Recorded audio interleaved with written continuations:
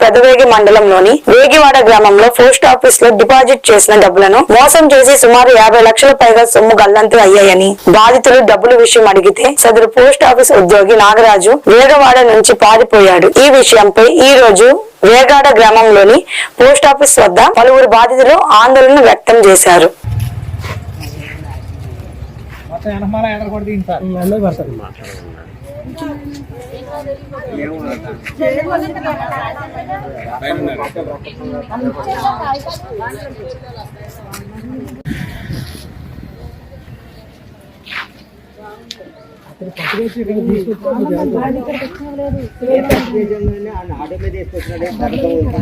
తీసామండి.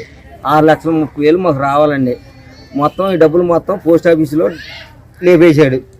అక్కడ నుండి సంవత్సరం నుండి పుస్తకంలో ఎంటర్ చేసిన డబ్బులు పాత పుస్తకం మూత పడతలేదని చెప్పని తీసేసుకుని